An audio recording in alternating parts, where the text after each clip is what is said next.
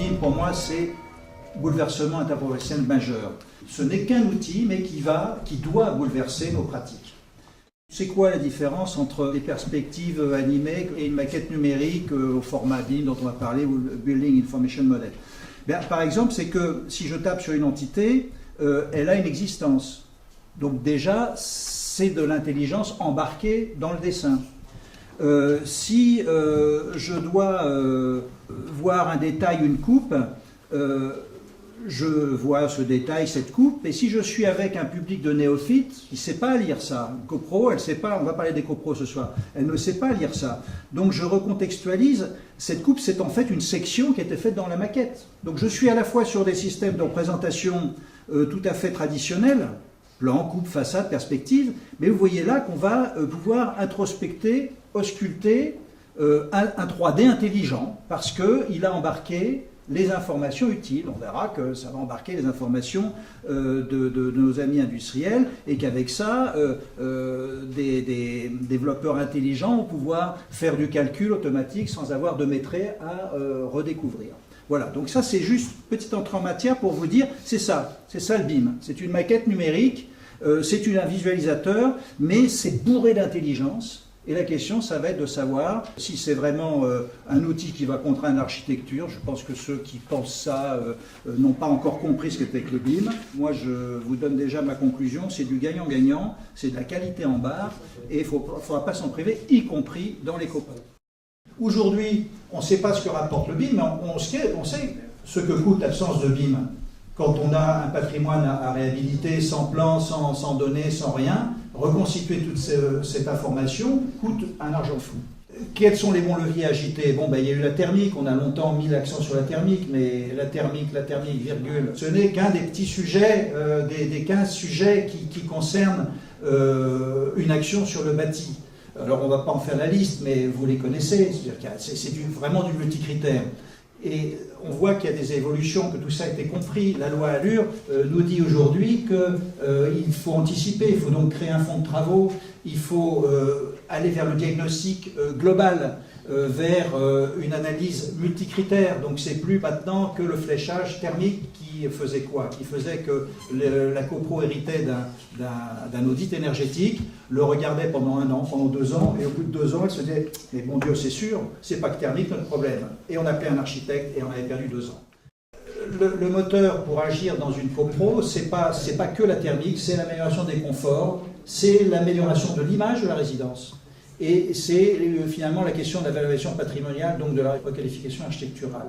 Et donc c'est là qu'on voit qu'un outil 3D qui permet à des néophytes de comprendre un projet et d'y associer à ce projet des calculs et donc des garanties de performance est peut-être, et sans doute, une voie royale pour accélérer les processus de décision dans une copro. On a vu le BIM Viewer, donc qui est ce 3D qui est gratuit. Je veux dire, n'importe quel propriétaire, nous on le donne quand on intéresse une copro, ils vont le télécharger sur un site, ils ont un iPad ou un ordinateur, ils n'ont pas besoin d'acheter aucun logiciel pour pouvoir lire, se promener. C'est un risque, certains archis trouveront que c'est un risque, moi je pense que c'est une chance, c'est un atout, on se met à poil, c'est de la transparence, effectivement, il peut passer son week-end à se promener dans le projet, puis le lundi vous appelez, j'ai vu ça, là, il n'y a plus moyen de mettre l'arbre pour cacher le truc qui n'allait pas, et en disant ça je le réglerai plus tard. Donc cette transparence, ça amène forcément à de la rigueur pour tout le monde, et ça crée de la confiance. Garantie de performance, on y est obligé, que vous le vouliez ou non, il ne faut plus penser qu'on vous croira sur parole.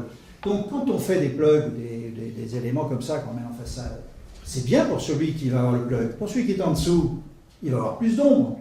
Donc avec l'outil Archiwizard qu'on verra tout à l'heure, c'est des éléments qu'on peut caractériser, qu'on peut débattre, qu'on peut illustrer.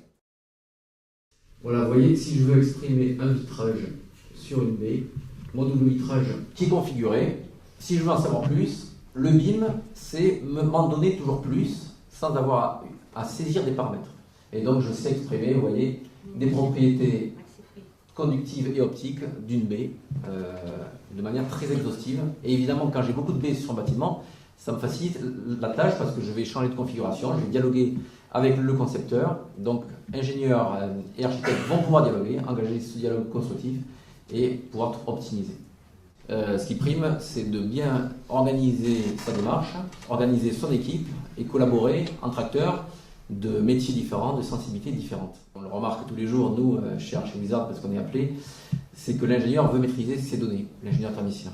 Et donc, il a l'impression, avec le BIM, que les données lui échappent, parce que forcément, la mise en données n'est plus saisie. Et donc, on doit travailler là-dessus, sur les interfaces logicielles, pour que les données soient accessibles, soient vérifiables, et que l'interprétation de la maquette numérique ne pose pas de problème pour ce processus collaboratif.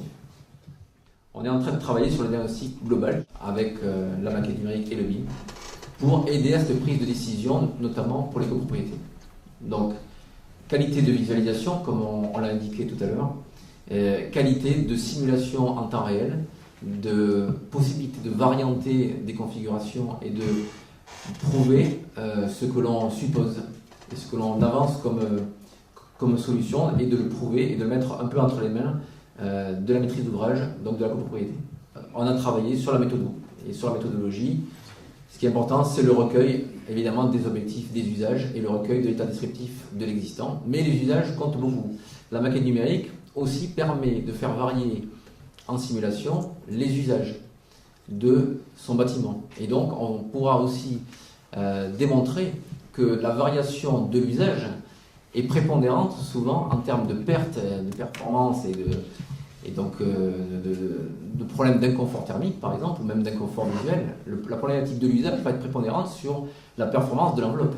Et donc là, la maquette numérique nous apporte cet enseignement précieux, parce qu'on va économiser du temps, des allers-retours, des échanges ou des non-échanges, justement. Donc, recueil des objectifs des usages, les données techniques, bien entendu, et ensuite on va pouvoir modéliser. On le fait en ce moment de plus en plus. Ces modélisations vont servir à établir un diagnostic global, mode maquette numérique, et donc des pronostics. Et c'est ces pronostics qui vont aider à la décision, bien évidemment, et surtout à travailler en équipe projet. On prend conscience aujourd'hui, après 40 ans de bâtiments, je pense surtout à l'après-guerre, tout ce parc-là, aujourd'hui, a fait son temps de vie. Et la question se pose de son vieillissement, et bien sûr de la rénovation énergétique, mais bien sûr toutes les nouvelles exigences. François on a évoqué ça tout à l'heure. Demain, il y aura une énorme différence sur le parc entre des logements qui auront été rénovés et ceux qui n'auront pas passé le cap.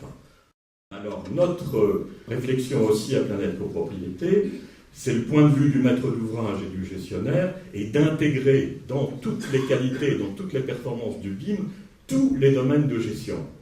Parce qu'on a la chance, moi j'ai vu arriver cet OVNI, et c'est un OVNI extraordinaire, parce que pour une fois, on arrive à synthétiser sur un objet unique tous les potentiels. Alors on le voit dans une chronologie de rénovation, où la maquette existante va venir travailler dessus le thermicien, l'architecte, et le financier, et progressivement, le gestionnaire va rentrer dans la danse pour prendre le relais, et cette fois-ci sur une vision beaucoup plus longue.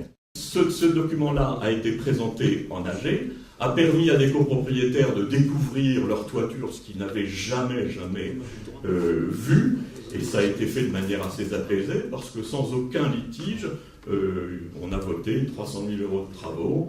Et vous voyez sur la droite, justement, là on commence à avoir un petit détail super, une petite dent creuse superbe, et dont l'activation permettrait en outre, donc potentiel de surélévation dans cette petite dent creuse, et qui offrirait un autre avantage pour l'immeuble en question, c'est de venir complètement isoler son pignon.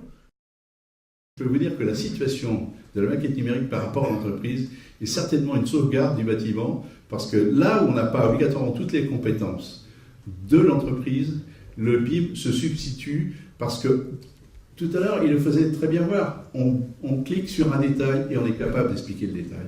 En fait, plutôt que de travailler avec un peu, je dirais, de l'a priori et de l'à peu près, en fait, on est capable avec le BIM d'aller beaucoup plus loin dans la compétence et donner à l'entreprise la capacité de faire les choses avec un vrai registre. Aujourd'hui, une entreprise, malgré tout, elle est capable de travailler sur une tablette, hein, contrairement à ce que les gens disent. On a fait un essai dans une petite copro qui a été complètement désossée, on l'a refaite.